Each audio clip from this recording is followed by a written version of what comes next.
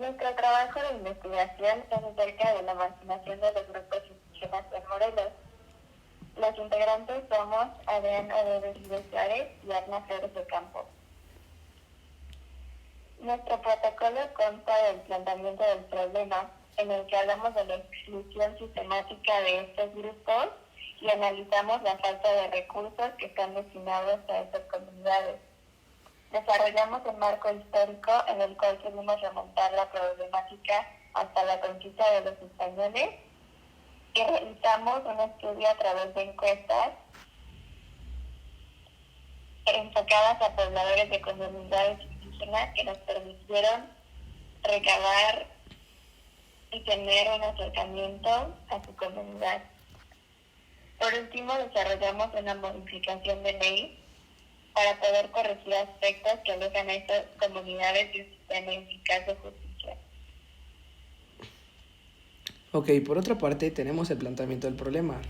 Sabemos que México tiene una presencia impactante de grupos indígenas. En nuestro país habitan 68 grupos, cada uno hablante de una lengua originaria propia, las cuales se organizan en 11 familias lingüísticas y se derivan en 364 variantes dialectales. Nosotros sabemos que la cultura de los pueblos indígenas está amenazada por la falta de legislaciones e instituciones efectivas que les brinden protección y reconocimiento. Es decir, las personas que nosotros fuimos conociendo a lo largo de las encuestas que hicimos, normalmente han sido personas que pues no tienen una protección o no cuentan con una protección y no son respetadas o no son respetados sus derechos al 100% por lo mismo de ser quizá indígenas.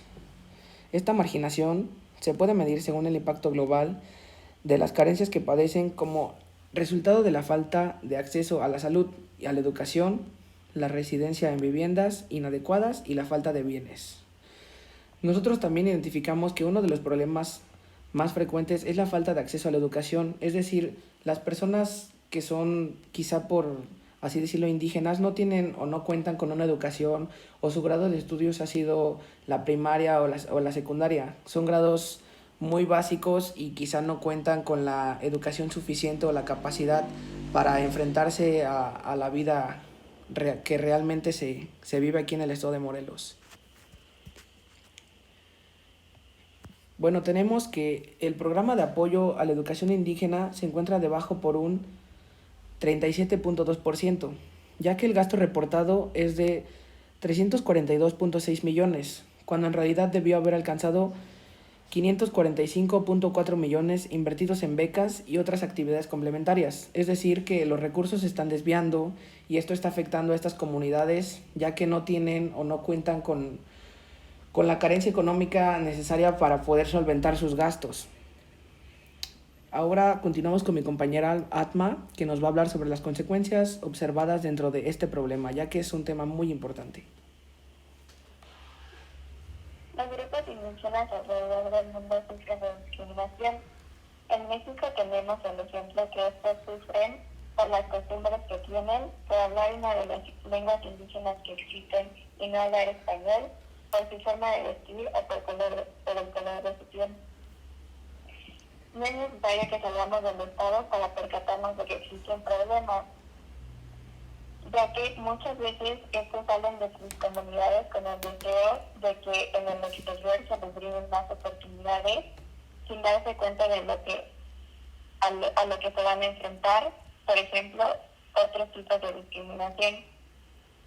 En el estado de Morelos, estas comunidades se encuentran dispersas en cerca de 16 municipios y son alrededor de 35. Las comunidades principales son Hueyapan, Tequelchingo, Santa Catarina, Contepec, Sosocotla, etc. El náhuatl es la lengua predominante y nos dimos cuenta que es muy alta la cantidad de comerciantes que deciden ofrecer sus productos en la ciudad. Un ejemplo de estos es en el mercado del Pelotes Mateos. Este es uno de los centros comerciales más grandes de la capital del estado. Sin embargo, muchas de estas personas no saben que necesitan un permiso para comercializar aquí y la mayoría de las veces los corren por ser vendedores ambulantes sin que ellos sepan por qué. Por último, estos están expuestos a una discriminación laboral enorme, puesto que deciden ofrecer sus servicios a menor precio del que deberían estar pagados. Todos somos seres humanos y algunos tenemos derecho a tener más oportunidades que otros. Sin embargo, esto no debería de generar situaciones en las que alguien intenta aprovecharse del otro. Por último, nos gustaría remarcar que estas comunidades son las que más protegen el medio ambiente y muchos de los defensores de esta han sido asesinados o desaparecidos por querer oponerse a cambios que dañan el medio ambiente. Ahora, nuestra compañera Adrián va a hablar un poco sobre el marco histórico del problema. Bueno, muchas gracias. Continuamos con el marco histórico del problema. Como sabemos, los pueblos indígenas de México son herederos de aquellos pueblos originarios que habitaron el continente americano antes de la llegada de los europeos. La mayoría de estas civilizaciones llegó a su fin antes de la llegada de los españoles, pero en su mayoría estas fueron sometidas y erradicadas por el genocidio y la brutalidad de la conquista y la colonización. Después de la conquista, los pueblos indígenas de nuestro estado quedaron comprendidos dentro del Marquesado del Valle de Oaxaca, otorgado por el rey Cortés. En 1603, los indígenas fueron reacomodados y concentrados en congregaciones, desapareciendo así muchas comunidades pequeñas. Los principales asentamientos cañeros estuvieron en los valles de Cuernavaca, Cuautla y Yautepec. Las sociedades indígenas existen en América desde hace 25,000 años, de los que están ausentes de la historia oficial mexicana los últimos 460 años. Consideramos que si la historia de México, a partir de la conquista, fuera contada desde la perspectiva indígena, sería muy distinta. A su vez, la Revolución Mexicana se nutrió en gran medida del hecho de que la mitad de la nación mexicana era de origen indígena y pelearon por el derecho de sus tierras, arrebatadas ya hacía muchísimos años, así como las condiciones de miseria a las que estaban reducidas. En la actualidad, muchas de estas poblaciones se encuentran en situación de pobreza, con carencias en los servicios de agua, salud o servicios educativos, que esto forma parte de quizá los servicios básicos para las personas. Normalmente nosotros como personas tenemos pues esa posibilidad de poder estudiar, de poder bañarnos diario, pero estas personas no cuentan con ese acceso y su vida puede ser un tanto más difícil a la de nosotros, por lo mismo de que tienen estas carencias económicas y quizá todo esto es dado por que no se les brinde el apoyo necesario, ya sea por el gobierno o pues simplemente porque no encuentran la forma de poder salir adelante, ya que ellos también buscan la forma de salir adelante vendiendo sus productos o artesanías y pues la gente se quiere aprovechar de ellos, quizá dándoles o ofreciéndoles menos dinero por sus productos y pues ellos normalmente siempre se encuentran en desventaja porque saben que pues las personas o el dinero es lo que los mueve. Entonces pues avanzamos con la definición del problema con mi compañera Atma. Okay. Encontramos que la CONAPOD define a la marginación como un fenómeno estructural que se origina en la modalidad de patrón histórico de desarrollo y que se expresa por un lado en la dificultad para propagar el progreso técnico en el conjunto de la estructura productiva y en las regiones del país, y por el otro en la exclusión de grupos sociales del proceso de desarrollo y de disfrute de sus beneficios. O sea que la marginación que vemos de los pueblos indígenas no es un fenómeno actual, es un problema histórico que se viene arrastrando desde hace cientos de años, cuando los españoles llegaron a México y cuando México se proclamó una república. También encontramos tres principales factores que son los principales al momento de generar desigualdad.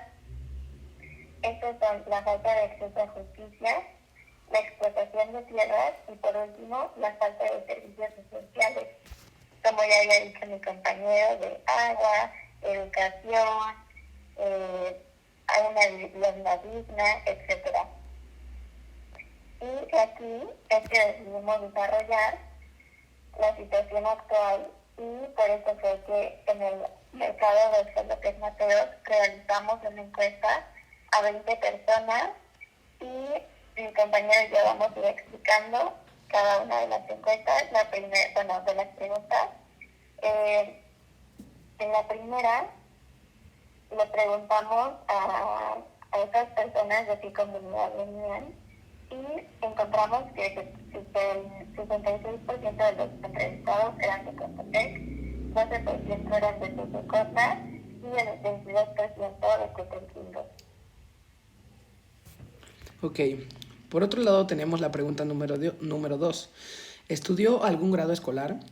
Y tenemos que el 75% de los entrevistados no terminaron ni siquiera la primaria. El 20% cursaron hasta el 6º grado de primaria. Y el 5% cursó algún grado de primaria, pero no la finalizó. Pasamos a la pregunta número 3. La tercera pregunta era si no estudió, le hubiera gustado hacerlo, y encontramos que el 50% contestó que sí les hubiera gustado, el 20% no estaban interesados y el 30% no estuvieron seguros. Ok, tenemos la pregunta número 4 que dice, si es madre o padre, ¿cuántos hijos tiene? El 15% tuvo un hijo, el 25% tuvo 2 hijos, el 20% 3 hijos, el 10% 4 hijos, el 15% 5 hijos, el 10% 6 hijos y el 5% ningún hijo, como lo podemos ver aquí en la gráfica de pastel. Luego, la pregunta número 5. Si hijos de estudian o estudiaron, el 50% de los entrevistados tienen hijos que estudian o concluyeron la secundaria, el 30% hijos que concluyeron o se encuentran estudiando la primaria y el 15% hijos que no estudiaron pero que actualmente trabajan. Nos pudimos dar cuenta que generaciones más jóvenes ahora estudian más, entonces, aunque todavía sufren de la marginación, estas comunidades cada vez tienen más acceso a los servicios. Pasamos a la siguiente pregunta. Bueno, también nos encargamos de preguntarles a estas personas que si en su comunidad hay drenaje de agua. El 95% de los entrevistados contestó que en su comunidad sí tenían drenaje de agua. El 5% contestó que no, y fue porque su casa se encuentra separada de la comunidad. Avanzamos con la pregunta 7. Gracias. La pregunta 7 es, ¿en su comunidad hay energía eléctrica? Y la mayoría de las personas sí cuenta con energía eléctrica, ya que el 95% de los entrevistados dijo que sí. Solo el 5% dijo que no, pero como la pregunta anterior, porque sus casas se encontraban separadas del poblado. Bueno, por otro lado tenemos la pregunta 8. Si pudiera elegir una mejora en su comunidad sustentada por el gobierno, ¿cuál sería? El 45% contestó que quieren pavimentación, el 35% contestó que les gustaría una inversión en escuelas, el 10% cuidado y protección de zonas naturales y el 10% no estuvieron de acuerdo. Aquí en esta gráfica podemos ver cómo estuvieron los votos y en un punto personal yo considero que debió ser al revés. El 45% quizá debió elegir lo que era una inversión en las escuelas o invertir en la educación y el 35% debió ser la pavimentación, pero pues así estuvieron las gráficas y solo ellos saben qué sienten y por qué lo dicen. Entonces avanzamos con las conclusiones y las obligaciones. Gracias. Bueno, podemos concluir, gracias a estas encuestas, que las comunidades indígenas han tenido un progreso en cuanto a servicios y educación en los últimos años. O sea, que cada vez tienen más acceso a esto. También, las mujeres que logramos encuestar nos contaban que para ellas la escuela sonaba como algo imposible.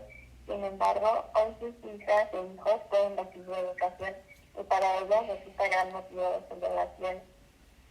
Y bueno, me gustaría hacer hincapié en que antes de que celebremos al gobierno por los avances que han habido en estas comunidades, debemos de reconocer que no siempre son de mejor calidad equitativos. Hasta el día de hoy los pueblos indígenas siguen enfrentándose a serias problemáticas debido a la política sistemática que los excluye. Bueno, avanzamos. Las mujeres indígenas son las que mayor discriminación sufren debido a género. Es probable que esto desemboque en abusos de autoridades y explotación, como lo podemos ver en las redes sociales. Normalmente los policías, es triste y lamentable ver porque somos mexicanos, pero les tiran sus puestos ambulantes a las personas o los levantan y les avientan sus cosas. Y yo la verdad me pregunto por qué lastimar a una persona que es del mismo país que yo. No entiendo por qué y de hecho pues sí me causa un poco de controversia el hecho de ver estos videos y no me gusta porque me da coraje cómo existen estos abusos de autoridad aquí en México. En discusiones internacionales sobre la protección y la promoción de los derechos humanos, los pueblos indígenas, algunos estados han argumentado que un uso más concienzudo de las normas de derechos humanos resolvería la cuestión. Por otra parte, los pueblos indígenas argumentan que tales normas de derechos humanos internacionales han fallado de forma consistente en su protección hasta entonces. Como lo podemos ver, por eso existen los abusos de autoridades y la explotación también. Aunque la Declaración Universal de los Derechos Humanos haya sido señalada para proteger y salvaguardar la integridad y los derechos humanos de todos y cada una de las personas que residen en este territorio mexicano, la ley internacional acerca de derechos humanos colectivos permanece vaga y puede fallar en proteger los derechos del grupo y de los pueblos indígenas. Ok, pues vamos a avanzar con nuestra compañera Atma. Nos va a platicar un poco acerca de las propuestas de regulación que tenemos nosotros para todo este protocolo de investigación que realizamos acerca de la marginación. Muchas gracias. Bueno, encontramos que existen marcos normativos internacionales, federales y estatales que buscan la protección y el desarrollo de estas comunidades. Un ejemplo del marco internacional es la Declaración Universal de los Derechos Humanos o el Convenio sobre Pueblos Indígenas y Tribales en Países Independientes. Dentro del marco federal encontramos Ley de la Comisión Nacional para el Desarrollo de los Pueblos Indígenas o la Ley General de Derechos Lingüísticos de los Pueblos Indígenas. Y en Morelos, la Ley de Fomento y Desarrollo de los Derechos y Cultura de las Comunidades y Pueblos Indígenas del Estado de Morelos. Pasando a la siguiente diapositiva, tenemos nuestra propuesta. Y es que encontramos en el artículo 6 de la Ley de Fomento y Desarrollo de los Derechos y Cultura de las Comunidades y Pueblos Indígenas del Estado de Morelos, que uno de estos no se cumple con su totalidad, puesto que es muy poco el personal que está equipado para proveer este tipo de ayuda. Entonces, queremos que se incluya una multa de 45,000 pesos a todas las instancias que cuando se requiera ayuda o servicio a una persona indígena que lo busca y no puedan proveer servicios bilingües a estas personas, se les multe. Ok, tenemos pues también el capítulo primero y las disposiciones generales. Y tocamos este tema que es garantizar a los indígenas en lo individual como en lo colectivo su pleno acceso a la jurisdicción del Estado.